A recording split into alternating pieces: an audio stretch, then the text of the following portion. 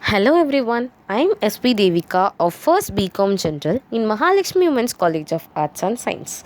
Today I am going to review our book The Old Man and the Sea.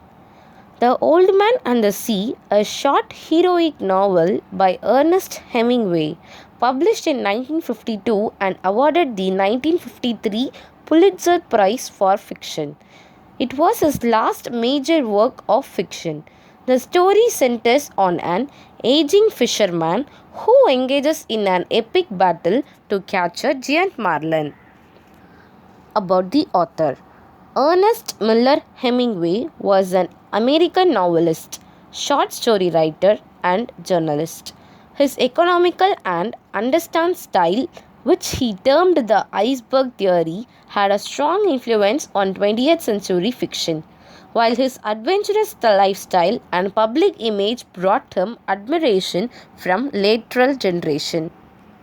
The Old Man and the Sea.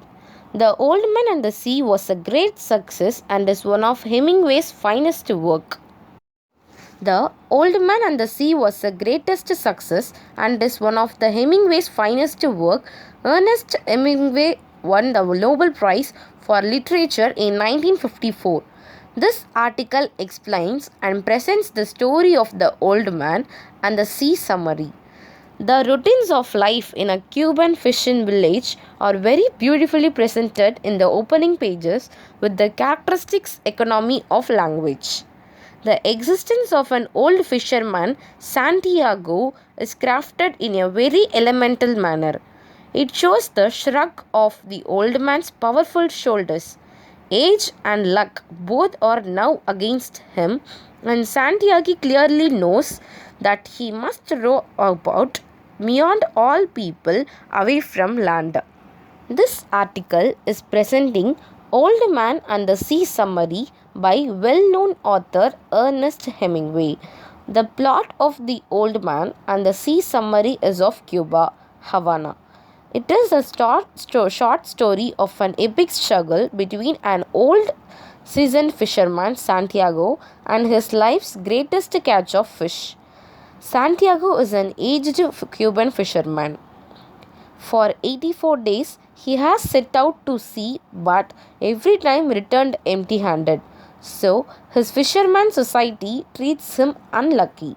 Also, his young devoted apprentice and friend Manolin was forced by his parents to leave the old man in order to fish in a more prosperous boat. Still, the boy continues to care for the old man upon his return every night. He always helps the old man for his need for food and clothes, etc. He usually discusses with him about the latest developments in American baseball, especially the trials of the old man's hero Joe DiMaggio.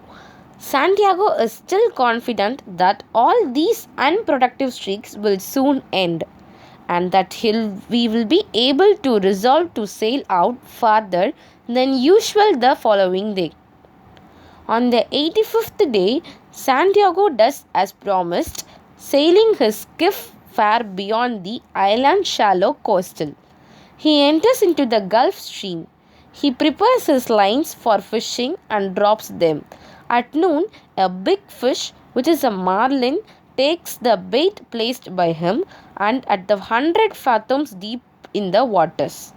Then he expertly hooks the fish but unable to pull it in, whereas the fish itself begins to pull the boat with an old man. The old man was unable to tie the line fast to the boat due to fear that the fish would snap a taut line.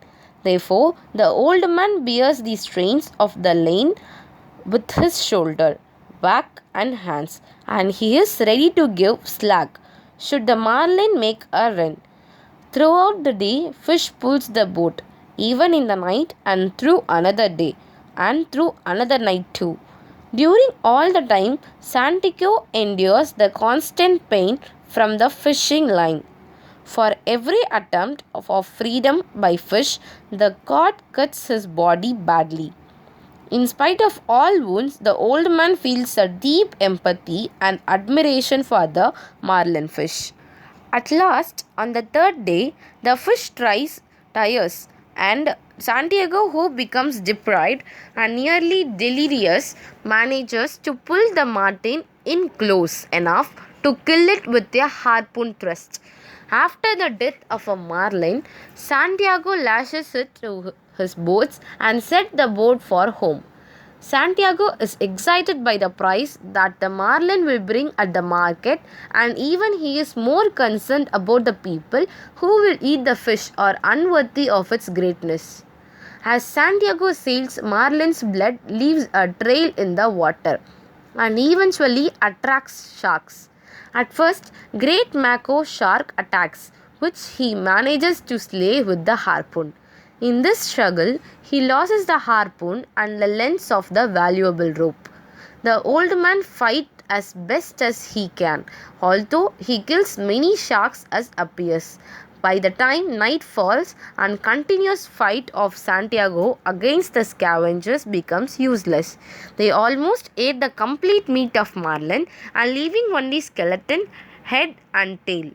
Finally, Santiago arrives home before daybreak, stumbles back to his shack and sleeps very deeply. The next morning, a crowd of amazed fishermen gathers around the big skeleton of the fish. Even tourists come and see it, without knowing the old man's struggles. Then Manolin comes, who was worried about the old man's absence. He feels satisfied after seeing the old man safe in his bed.